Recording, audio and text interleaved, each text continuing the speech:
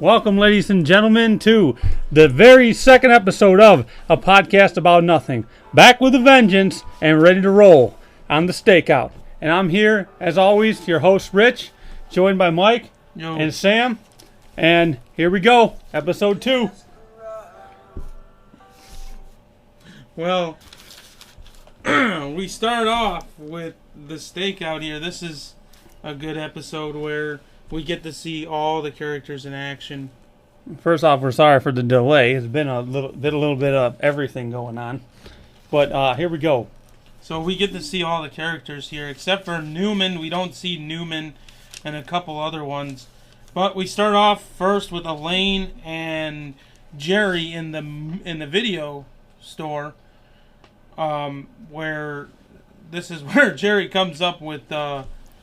Elaine says she's seen every movie in the store, and Jerry says you haven't seen this one, and it's an adult film. And Elaine is like, I haven't. And this scene is where we find out that Jerry and Elaine were a couple together. And later on in the episode, we find out other details about the relationship too. First off, I think it's funny that anybody that was probably born, what would you say, after 90 something, probably have no idea what a fucking video store is. Right? No, there is no real video rental stores anymore. No, not anymore. You can just go online or Netflix or Redbox or anything like that. And so then Elaine mentions that she wants Jerry to go to a birthday party with her. Specifically Pamela's birthday party, Elaine's friend, and Jerry agrees if Elaine is willing to go to a wedding of Jerry's family member with him, he would go to Pamela's birthday party. And also, I think that, if I'm not mistaken, is that not Pamela later on in an episode with the Macy's Day Parade? I believe that's the same one. I believe it's the same lady. Yeah, we do see her again, Pamela. And so when they get to the birthday party, now Jerry sits down with Elaine at this big table, and so there's a woman there that Jerry really likes, and they both hit it off. And while Jerry's talking to her, Elaine keeps cutting in with I had a dream about you, and you had wooden teeth and everything. She was standing on her childhood home, and you were you, but you weren't you, and you were standing there and you had wooden teeth. Yeah, it was a really interesting story.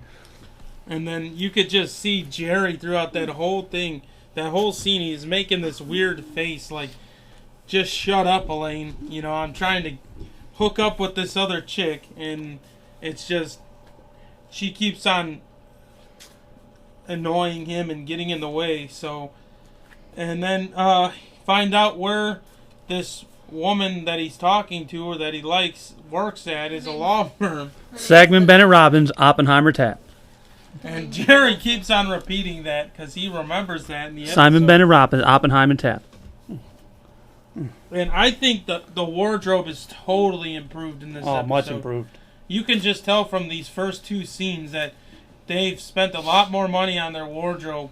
And that was one of the things in the podcast that was very poor, was the wardrobe. And we didn't get to see all the characters either. And Kramer was going by a different name at that time. And then after that scene, they're in a cab after the birthday party, and that's where Elaine, she's kind of jealous of Jerry talking to another woman and trying to flirt with another woman. And so they're just talking about that in the cab ride home. And then in the next scene, we go to Jerry's apartment, and that's where we meet his parents. And yes, they're sleeping in the front room on, it looks like to be a pull-out couch. Which is really weird because he has a bedroom back there. We all know it because it's in later episodes, but he sleeps on a pull-out couch. And he mentions he's going to be sleeping at Kramer's house next door while they're at Jerry's house. And he's making a bouillabaisse. In the pilot episode, he had an extra bed pulled up for that girl. So yeah, But we don't ever actually see that he has another bedroom, that he has an actual bedroom. So I wonder if he was sleeping on a pull-out couch then too. Well, don't make any sense because we all know there's a bedroom in that back room. Yeah, we know that from later episodes. You can see it in certain angles of when they're shooting in the apartment that there's another room back there. But from this episode and from the first episode, they make it as if it's like a studio just the apartment. Pull out, yeah, that he just has the pull out. Because remember, the apartment changed. This episode, the apartment changed completely from the first episode. Maybe he's got a small stage back there where he practices his comedy.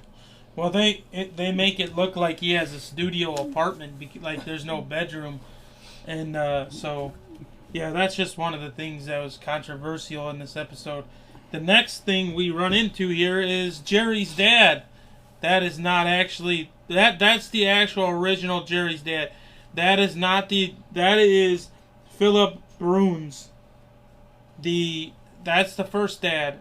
Then afterwards we see Barney Martin, which is the one that everybody else knows as Jerry's dad. As Morty. As Morty Seinfeld. So that is Philip Bruns that's in this episode. And I believe if you have the DVD set, they have an option where you can change the episode to put in Barney Martin as the dad, as Morty Seinfeld. Because I have the DVDs, and as far as I know, I've never checked that, but I know that in the episodes with Frank Costanza, that it's optionable to change it. There's a different dad. Yeah. For Morty and for Frank Costanza. This scene is where we learn that Jerry talks about why they're not together, and one of the reasons is they were fighting a lot. They just didn't get along too well. The physical chemistry. And Jerry's dad is laughing at him. And this is where Jerry's dad gives him the idea for the stakeout, which is the whole episode. And his mother says, "I thought she was a beautiful woman." Yeah, was it Lonnie Anderson? And his dad said, something about Lonnie Anderson. She's like, "Lonnie Anderson?" He says, "What's wrong with Lonnie Anderson?" Yeah, and so that's when Jerry's dad gives him the idea for the stakeout, where they go to the law firm and wait for this girl to come down for lunch that Jerry met at Pamela's birthday party. And so this is where we see Jerry and George now. And George asks what the girl looks like, and Jerry tells him Lonnie Anderson. Lonnie Anderson. Yeah, so, and that's another thing about Lonnie Anderson that comes up in this episode. So we're at Jerry and George are at the law firm, and this is great. This is where we come up with George saying that he's an architect, and he uses this a bunch of times throughout every season in Seinfeld. Well, the first name he comes up with is Bert Harvinson, which you will not hear again on any episodes. But I'm almost positive the second name, Art Corvallis, he does use again later on. Maybe one more time. And then he comes up with Art Vandelay. And this reoccurs. Reoccurs so many times you wouldn't even be able to count them. Including the final episode. Right. Yeah, because the judge. Judge's name is Art Vandelay, yeah. And then Jerry goes on to say, what do I say if I see her? And just say, we're meeting a friend for lunch. And that's when they come up with importer-exporter, which is used, I think, a couple different times in other Seinfeld episodes later on. Well, George originally suggested he play an architect that works in the building. Right. Jerry shoots down that idea, and yeah. And then George tells the girl that he's an architect and he designs railroads. Yeah, and he also forgets his name at that point. Yeah, so then they go with they're meeting a friend for lunch that works in the building who's an importer-exporter. And they use that again in another episode of Seinfeld. And so Jerry talks to the woman and asks her if she goes out with immature men. And she says almost exclusively. So I guess Jerry was going out with her, but we don't ever see that in the episode. Not in this episode, I think in the next It's in the very next episode you see that. So then after that we cut to the scene, we go back to Jerry's apartment. Jerry's mom and dad are there, and this is where we get to see Jerry and Kramer together. Now, all the actors are not together in any of these scenes. They're all either one with Jerry or Jerry's by himself. And another reoccurring thing that we see is, and you'll see this thousands of times throughout every season, is Kramer coming in with food or looking for food. He came in with salad this time. Yeah, he's eating salad while they're playing Scrabble, and he's like, his face is like right next to him looking into the Scrabble board. Chewing with his mouth open, yeah. Pretty interesting. Just classic Kramer who makes the episodes. And he's named Kramer now. Yeah. He's not Kessler, he's Kramer. Jerry's dad calls him Mr. Kramer. Mr. Kramer. And so they're playing Scrabble, and Jerry comes up with Jerry's playing Scrabble with his mother, and his mother can't come up with a word. So Kramer comes up with a word called quoned, and Jerry challenges it, and it's not a word. And Kramer's like, we need a medical dictionary. Also, well, what happens is Kramer comes up with the thing because Jerry's bickering at his mother about going because she's taking her time. So, as Kramer's standing there, he comes up with the word quone, and Jerry says, I'm not playing with you anymore. And he says, that's not even a word. And then his dad goes, quoned isn't a word. So they look it up in a dictionary, and he says, it's not a word. And then at that point, he says, no, we need a medical dictionary. And he says, well, he says something along the lines of, patient gets difficult, you have to the quone patient them. gets difficult, you have to quone them. Whatever the heck that means. So, and then that's when Jerry's mom gives him the note that Elaine called. So Jerry's worried that Elaine found out about him going for the stakeout to meet that woman that we found at Pamela's birthday party, or he found. He goes down the whole thing. He's like, she called Pamela, Pamela called Elaine. Yeah, she's the whole thing. He was worried. Yeah. And so then the next scene we see is... One more thing about that scene is when Jerry's asking about the message that Elaine left, he asks his mom, what was her tone? And that's something that reoccurs in another episode. Yeah. What was the tone of the message? Yeah, so then we go to the next scene we cut in is Jerry's there by himself with his family, and they're getting ready to go to this wedding, and Elaine's getting ready to show up.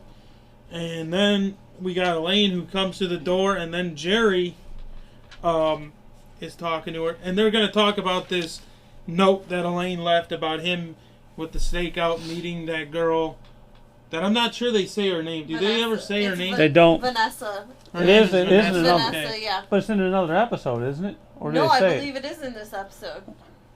Because I believe it's when Jerry introduces George to her. Oh, yeah. Because that's also the scene where he asked her about the guy And that she was Vanessa. with. Yeah, well, then he asked her the question about who the guy was she was And with. it's She her says a cousin. Yep. And he asked Jerry about who he was with, and she said a friend. So he does mention her name is Vanessa. So they talk about it, and Elaine's not too fond upon Jerry flirting with another woman. And then Jerry's family's getting ready to leave. And so he introduces his uncle Artie. His cousin. Artie. Levine, and he says it's Levine. And Jerry says, yeah, he's Levine, and I'm Jerry Cooper Mellencamp.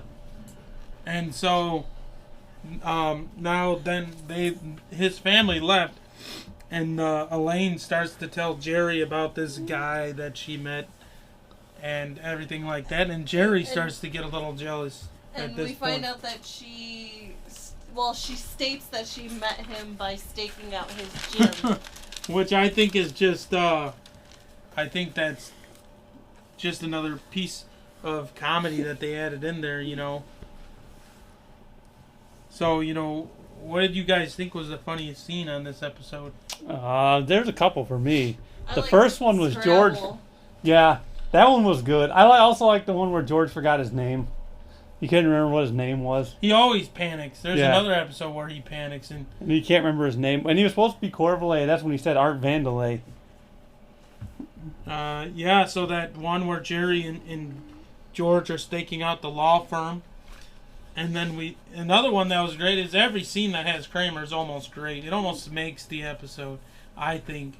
Well, there was it wasn't really a funny scene, but the scene where he introduces his cousin and he says, Artie Levine, and he says Levine. Levine, and then Artie says Levine. Levine, yeah.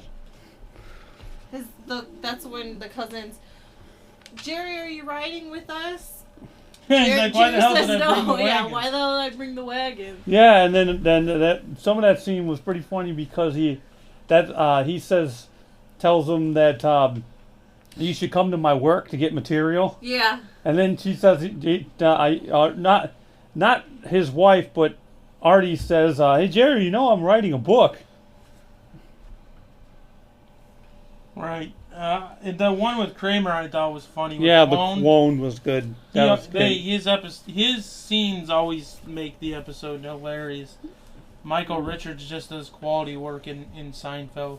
I honestly thought that, in the realm of Seinfeld, I don't believe there was anybody on there that was a poor actor. From Jerry all the way down to the bottom of the cast, anybody that was on there was great. Right. And especially on this episode. But we do get introduced to all the characters, though. The main characters. You'll get Newman later on. And the video store I thought was pretty funny. Yeah, it was pretty. What was the joke he said? Doctor. What does he say? Dr. Johnson or something like that. He says, Dr. Johnson, what's your son doing these days? He said, he's a public fornicator. Yeah, so what could have been improved on in the episode was the stand-up. There was 3 stand-ups in this episode. It's less than the first episode. Way less. The first one had 4, I believe. While this one had 1 in the beginning, 1 in the middle, and 1 in the end. So they had more content for the episode. But they could have, made the stand-up, I think, funnier. But I thought that the one stand-up scene was pretty funny, the one where he was talking about the checks. That's the first one. Yeah, and I thought that one was pretty good. Opens in the I did think that one was very good, and it was pretty funny. Later episodes, there's only 2 stand-ups. I think there's only one. Just one, because most of them. they get more content for the episodes.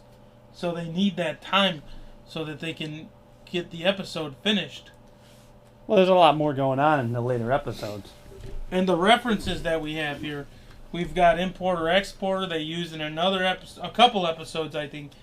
They use those 2 for somebody having a job. No, they use importer-exporter when George goes to meet, is it Marissa Tomei? Yeah, he does say that. And he says he went out with Elaine and that her boyfriend's an importer-exporter. I believe the very next time you hear Art Vandelay is when George is trying to get a job. Probably. Working as a latex salesman. Yeah. Yeah, because he calls, And architect. He uses that a million times. Oh, yeah. Almost. He uses that constantly. A lot. Throughout. Oh, I think almost every single season he might mention that. He also bickers with Jerry at one point because I don't think he was bickering with Jerry, but he told that one girl that was from when they were going to have they were looking for Jerry from college, and he tells her he's a marine biologist, and he said I should have told her I was an architect. I always wanted to be an architect. Yeah. He does say it in a lot of episodes. And also the one episode with the what is it? The kid with the Susan Foundation. Yeah. The Van Buren boys. Yeah, the Van Buren boys. Right. And then Art Vandelay. That's used many a times throughout the episodes. Including the very final episode. Yep. It will be back again, trust me. Multiple times. Well, folks. I got one more thing to add. This episode aired, in 1990, and it was almost a year after the first episode. Also, something we missed was the fact that the original pilot was called the Seinfeld Chronicles. Yep. This is just called Seinfeld. So this is the first conglomeration of Seinfeld in a season. Of the actual Yes. Seinfeld show. And it's almost a year after the pilot, but this episode was actually filmed after another episode. This wasn't supposed to air as the second episode. I think the one that's number 3, I believe, when I read it, I believe that was supposed to air as number 2, and this one was supposed to be done after. And we noticed Jerry's apartment is a lot better condition than the first episode. It's very different. There's a lot of difference.